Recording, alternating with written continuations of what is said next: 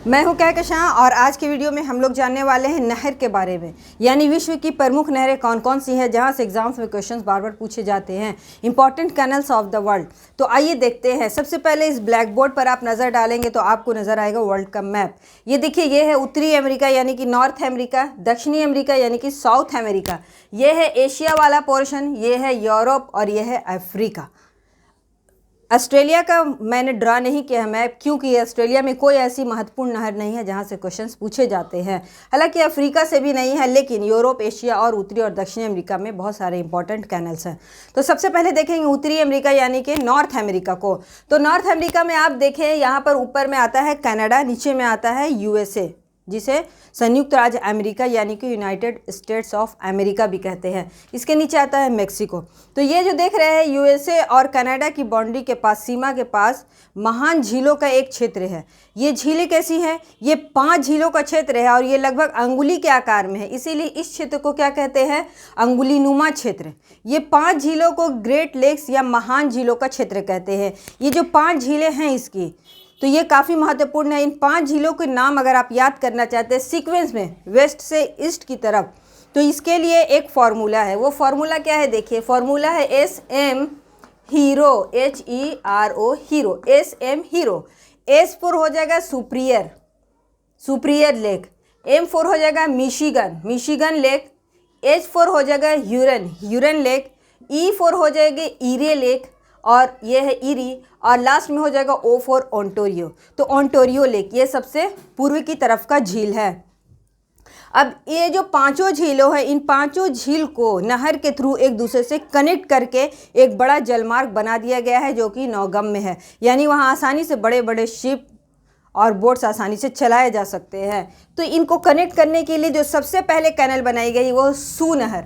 सू नहर देखिए किसको किसको कनेक्ट करती है। ये जो 5 झील देख रहे हैं उसको फॉर्मूला पे फिक्स कीजिए, उसके बाद आसानी से समझ में आएगा। ये देखिए, इन 5 झीलों को मैंने यहाँ पर बड़ा करके बनाया। सबसे पहले सुप्रियर, उसके बाद M for Michigan, H for Huron. तो देखिए, सुप्रियर झील को ह्यूरन झील से कनेक्ट करने के लिए सू नहर बनाई गई है। सू से सुप्रियर। अब ये आप देखेंगे जब इसके नाम में हा और सा, इन्हीं दो में क्या लगी है? ऊ की मात्रा, और सा में भी लगी हुई है ऊ की मात्रा। सू, हु, सू। तो याद कर लेंगे कि जिन दोनों के नाम में सू की मात्रा लगाई हुई, इन्हीं दोनों को कनेक्ट करती है कौन सी झील, कौन सी नहर? तो वो है हमारी सू नहर। सुप्रियर और ह्यूरन को, सुप्रियर और ह्यूरन को सू नहर कनेक्ट करती है। दूसरी नहर है, उसका नाम है ईरी नहर। ईरी नहर जो है वो कनेक्ट करती है ह्यूरन और ईरी झील को, ह्यूरन और ईरी झील को कनेक्ट करती है ईरी नहर। तीसरी है हमारी वेलेंड नहर, वेल एंड। वेलेंड नहर किसको कनेक्ट करती है? तो ईरी से ओंटारियो को कनेक्ट करती है वेलेंड नहर। अब देखिए, यहाँ से एग्जाम्स में बार बार क्वेश्चंस पूछे जाते हैं, एकदम अच्छे से याद कर लीजिएगा। इसके लिए कुछ टेक्निक, कुछ ट्रिक की खास ज़रूरत नहीं है, आप डायग्राम के थ्रू याद कर सकते हैं। 5 झीलों को इससे याद कर लीजिए फार्मूला से, और इससे कनेक्ट कर दीजिए। सुप्रियर से मिशिगन जो है वो, सॉरी, सुपीरियर से ह्यूरन जो है कनेक्ट होती है तो सू से, ठीक है। ह्यूरन से ईरी कनेक्ट होती है तो ईरी से। अब देखिए, ईरी से ओंटारियो कनेक्ट होता है तो वेलेंड से। तो सबसे लास्ट वाली नहर ओंटारियो है, तो ओंटारियो पे आके वेल एंड, मतलब इसका अंत अच्छा हुआ, वेल एंड हो गया। तो ऐसे याद कर सकते हैं, सू से होता है शुरुआत, एंड से होता है ख़त्म। तो सबसे पहली नहर सुपीरियर नहर, बीच में है ईरी नहर और सबसे किनारे वेलेंड नहर। तो ये हो गई 3 प्रमुख नहर। अब देखिए, ये जो तीनों 5 झीलों को जो कनेक्ट कर दिया गया, तो इससे एक जलमार्ग बन गया जिसका नाम है सेंट लॉरेंस जलमार्ग। सेंट लॉरेंस जलमार्ग की लंबाई 3760 किलोमीटर है ना। और ये क्या है? ग्रेट लेक से जुड़ा हुआ, पूरा ग्रेट लेक से इसको कनेक्ट कर दिया गया। अब आसानी से जहाज़ जो है इसमें आना जाना करते हैं। और ये वाला जो यूएसए का पार्ट है वो मिनरल्स रिच एरिया है, तो इसकी वजह से यहाँ पे से जो खनिज संसाधन निकलते हैं उसको एक से दूसरे स्थान पर आसानी से ढोया जा सकता है। चलिए आगे देखते हैं। दूसरी नहर देखेंगे जो दक्षिण अमेरिका में है, जो सबसे प्रमुख है, जहाँ से क्वेश्चंस आते हैं, वो है पनामा नहर। ये है उत्तरी अमेरिका, ये है दक्षिणी अमेरिका। बीच वाला जो अमेरिका का पार्ट है उसे कहते हैं सेंट्रल अमेरिका। तो सेंट्रल अमेरिका के पास यहाँ देखिए, यहाँ पर एक कंट्री है, नाम है उसका पनामा। पनामा जो देश है उसके स्थलीय भाग को, स्थल खंड को काट करके आर पार करके एक नहर बनाई गई है जिसका नाम है पनामा नहर। 1914 में इसका निर्माण किया गया था। अब ये इंपॉर्टेंट है कि ये नहर किसको किससे कनेक्ट करती है। तो देखिए इस तरफ है प्रशांत महासागर, यहाँ पर है अटलांटिक महासागर जिसको आंध्र महासागर भी कहते हैं और अटलांटिक भी कहते हैं। अच्छा, यहाँ पर है हमारा हिंद महासागर।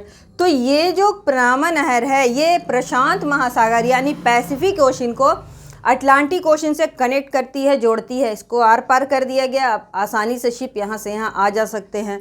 लेकिन इसमें देखिए ये अटलांटिक ओशन का ही एक पार्ट है कैरिबियन सी। तो कभी ये भी पूछ देता है कि पैसिफिक ओशन से कैरिबियन सी को कनेक्ट करती है। देखिए कैरिबियन सी लिखें या फिर अटलांटिक, जो ऑप्शन होगा वही डालना होगा। तो प्रशांत महासागर को कैरिबियन सागर से जोड़ने वाली नहर कौन सी है, तो पनामा नहर। प्रशांत महासागर से अटलांटिक महासागर को जोड़ने वाली नहर कौन सी है, तो पनामा नहर।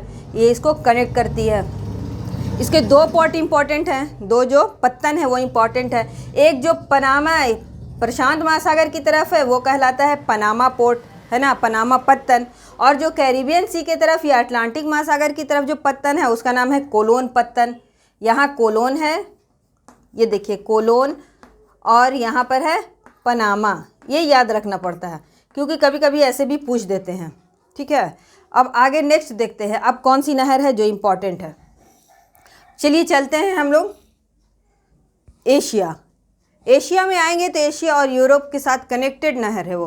तो सबसे पहले देखेंगे यहाँ स्वेज नहर।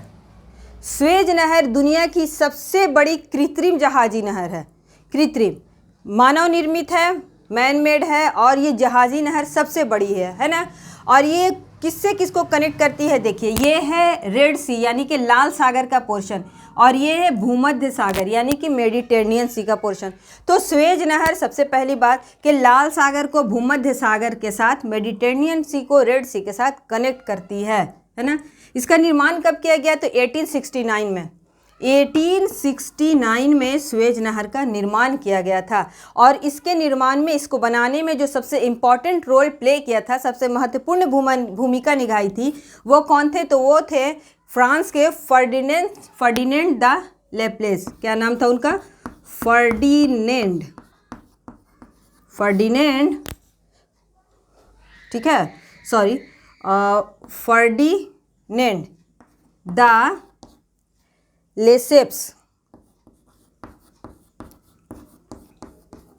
फर्डिनेंड द, है ना, फर्डिनेंड द लेसेप्स नाम था उनका। और वो कौन थे, एक फ्रांसीसी इंजीनियर थे।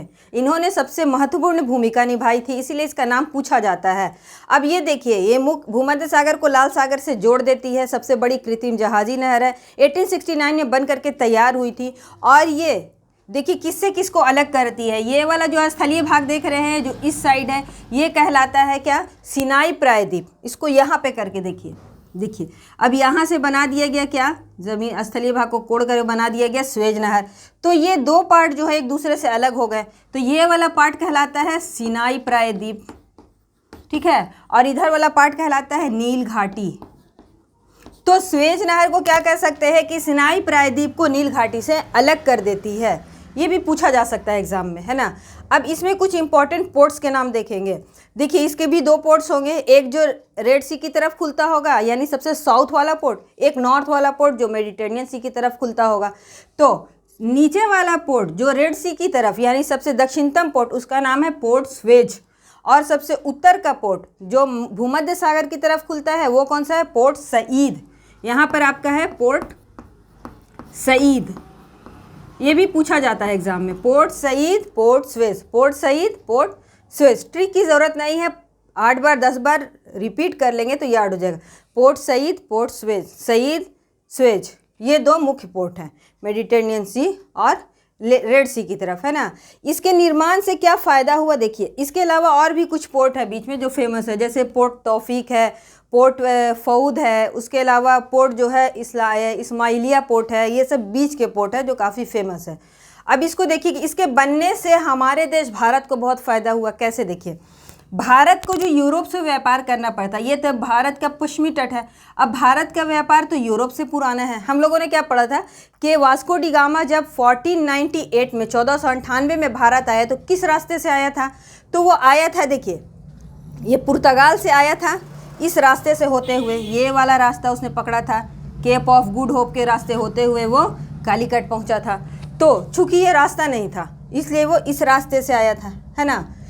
तो ये रास्ता जो है काफ़ी लंबा था, भारत को यूरोप से व्यापार करने के लिए काफ़ी लंबी दूरी तय करनी पड़ती थी। लेकिन सुएज नहर के बन जाने के बाद भारत और यूरोप के बीच में, अब देखिए भारत की से निकलने वाली जो शिप है वो कैसे जाती है, वो ऐसे आती है, मेडिटेरेनियन सी में जाती है और यूरोप पहुंच जाती है। तो इस तरह सुएज नहर के बन जाने से भारत और यूरोप के बीच में लगभग 7000 किलोमीटर की दूरी क्या हो गई, कम हो गई। ये एग्जाम में पूछा हुआ क्वेश्चन है कि सुएज कैनल बन जाने के बाद भारत और यूरोप के बीच में कितनी दूरी लगभग कम हो गई। तो लगभग 7000, इतना लंबा रूट तय करना पड़ता था, अब इधर से शॉर्टकट लेके निकल जाते हैं, तो इतनी दूरी कम हो गई, लगभग 7000 किलोमीटर की दूरी। ठीक है, जब इसका निर्माण हुआ था, जब सुएज कैनल बनाया गया था, तब इसकी लंबाई कितनी थी, 164 किलोमीटर। बाद में इसको और गहरा भी किया गया है, चौड़ा भी किया गया है और इसकी लंबाई को भी और अधिक बढ़ाया गया है। 2015 में इसकी लंबाई कितनी रही, तो 193 किलोमीटर के लगभग थी। इसको और बढ़ाया जा रहा है, लंबाई चौड़ाई गहराई सभी पे इस पर काम किया जा रहा है।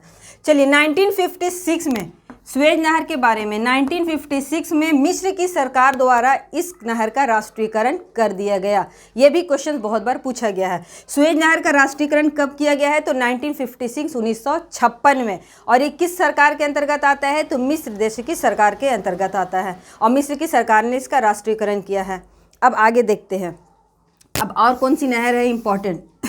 अब तीसरी नेक्स्ट इंपॉर्टेंट नहर देखेंगे, वो है हमारी गोटा नहर। यहाँ लिखा है मैंने, गोटा नहर कहाँ है, देखिए स्वीडन में स्थित है और स्टॉकहोम को गुटेनबर्ग से जोड़ती है। ये स्वीडन देश तो कौन से कॉन्टिनेंट में होगा, तो यूरोप में स्थित है। तो यूरोप में स्थित स्वीडन में 2 बड़े शहर हैं, कौन कौन से, एक है हमारा स्टॉकहोम, दूसरा है गुटेनबर्ग। तो स्वीडन की जो कैपिटल है, राजधानी, वो स्टॉकहोम है। तो स्टॉकहोम को गुटेनबर्ग से जोड़ देती है।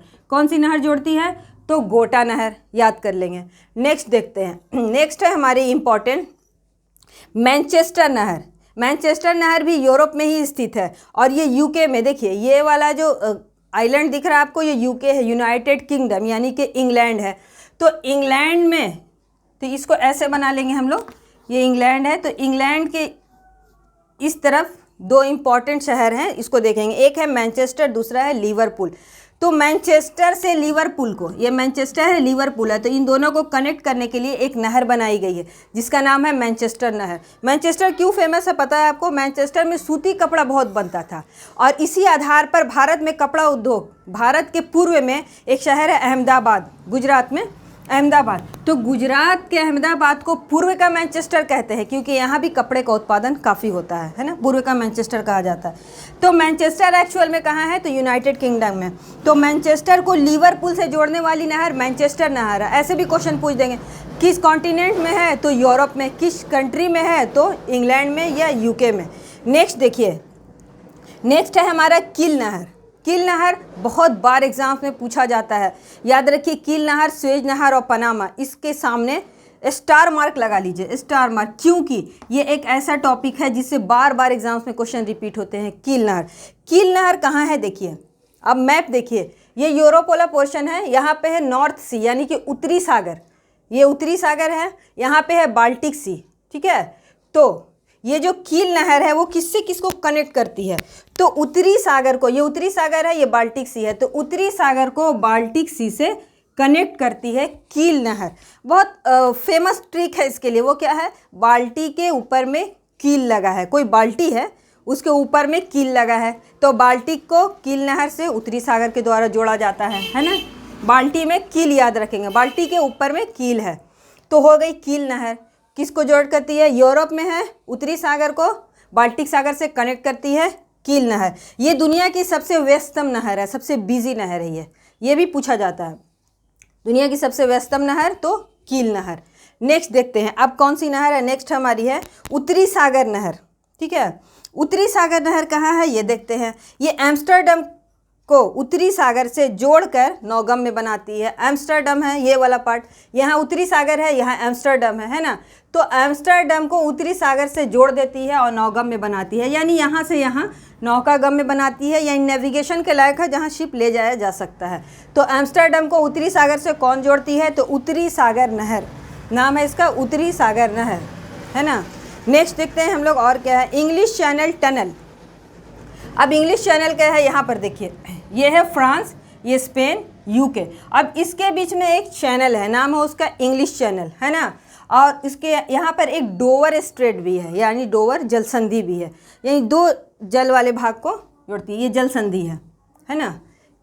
चलिए, तो ये जो इंग्लिश चैनल है, तो फ्रांस को इंग्लैंड से जोड़ने के लिए, इंग्लैंड है यहाँ पे, यूके इंग्लैंड, तो फ्रांस को इंग्लैंड से जोड़ने के लिए इंग्लिश चैनल पर एक सुरंग बना दी गई है, सुरंग बनाई गई है, जिसे क्या कहते हैं, इंग्लिश चैनल टनल या इंग्लिश चैनल सुरंग कहा जाता है ना। ये किससे जोड़ती है? तो लंदन को पेरिस से जोड़ देती है। फ्रांस की राजधानी हो गई पेरिस, इंग्लैंड की राजधानी हो गई लंदन, तो लंदन को पेरिस से जोड़ती है इंग्लिश चैनल टनल, यानी इंग्लिश चैनल सुरंग जो है। अब नेक्स्ट देखते हैं, एक और नहर है डार्डेनल्स नहर, है ना। तो डार्डेनल्स कहाँ है? देखिए, ये है टर्की, यानी कि तुर्की है, इसका नाम क्या हो गया है? तुर्की है। अब इसके ऊपर में देखिए, ये ब्लैक सी देख रहे हैं, काला सागर, ये है कैस्पियन सी, है ना, ये है मेडिटेरेनियन सी, ये यहाँ पे बीच में है तुर्की। यहाँ पे और छोटी छोटी सी भी हैं, जैसे आर्जीनियन सी, इस तरह से और भी सी हैं। तो देखिए, तुर्की में क्या है? एजीनियन सी, यहाँ पे एजीनियन सी है ना। और तो ये क्या है? तुर्की, और यहाँ पर एक मरमरा सागर भी है। तो एजीनियन सी और मरमरा सागर को जोड़ती है कौन सी? तो डार्डेनल्स नहर, ये तुर्की की नहर है, और एजियन सी को मरमरा सागर से जोड़ती है कौन सी? तो डार्डेनल्स नहर। पूछा जा सकता है एग्जाम में, ठीक है। अब इसका फ़ायदा क्या है? देखिए, रूस, यूक्रेन, जॉर्जिया, यहाँ पे ये पूरा रशिया है, इसका यूक्रेन है, जॉर्जिया है, इससे आने वाली जहाज़ जो है वो डार्डेनल्स नहर से होते हुए काला सागर में प्रवेश करती है। उनका रूट क्या है? ये यहाँ से होते हुए ये इसमें प्रवेश कर जाती है ना। तो डार्डेनल्स नहर ऐसे पूछेगा, डार्डेनल्स नहर तो तुर्की में है। चलिए, अब नेक्स्ट देखते हैं, अब हमारा क्या बचा है इसमें, एक है क्रा नहर। क्रा नहर क्या है? ये एक प्रस्तावित नहर है, बनाया नहीं गया है, प्रस्ताव में रखा गया है इसको। ये नहर क्या करेगी? थाईलैंड की खाड़ी को अंडमान की खाड़ी से कनेक्ट कर देगी। अब इसको देखिए, भारत, इस मैप पे ये भारत है हमारा, और यहाँ पे अंडमान निकोबार द्वीप समूह, और यहीं पे अंडमान सी है ना, अंडमान सागर। और आगे जाएंगे मैप के आगे तो यहाँ पे थाईलैंड है। तो ये जो नहर बनेगी, मान लीजिए यहाँ पे थाईलैंड है, तो ये जो नहर बनेगी वो क्या करेगी कि ये नहर यहाँ पे थाईलैंड सागर को अंडमान सागर के साथ कनेक्ट कर देगी। ये प्रस्तावित नहर बनी नहीं है, लेकिन बनेगी, प्रस्तावित कर दिए गए हैं। नाम क्या है इसका? क्रा नहर। थाईलैंड की नहर है ये, और थाईलैंड की खाड़ी को अंडमान सागर के साथ कनेक्ट कर देगी। अब नेक्स्ट देखेंगे भारत की दो नहरों के बारे में। एक है हमारे इंदिरा गांधी नहर। इंदिरा गांधी नहर सतलज और व्यास नदी के संगम पर बनाई गई है, हरिके बैराज के नीचे से निकाला गया है इसको, है ना। और ये भारत की सबसे लंबी नहर परियोजना है। इंदिरा गांधी नहर परियोजना जो है उसका पुराना नाम राजस्थान नहर था, है ना। और इस नहर को यानी राजस्थान की मरुगंगा भी कहते हैं, यानी मरुभूमि की गंगा। राजस्थान की मरुगंगा किसको कहते हैं? तो इंदिरा गांधी नहर को कहते हैं। यहाँ से इतना ही इंपॉर्टेंट है। ऐसे भारत का जब नहर वाला टॉपिक हम लोग पढ़ेंगे तो उसमें इसको डिटेल में पढ़ेंगे। अब एक और नहर है केपी नहर। केपी नहर कहाँ है? तो तमिलनाडु को आंध्र प्रदेश से कनेक्ट करने वाली नहर है, भारत की नहर है। तो ये हुआ हमारा कंप्लीट आज के वीडियो में। ये सारे इंपॉर्टेंट नहर मैंने पढ़ा दिए हैं। इससे बाहर से क्वेश्चंस नहीं पूछे जाने वाले। अब तक यहीं से क्वेश्चंस पूछे गए हैं। आई होप कि आपको वीडियो पसंद आया होगा। मिलते हैं फिर नेक्स्ट वीडियो में, तब तक के लिए thank you and take care.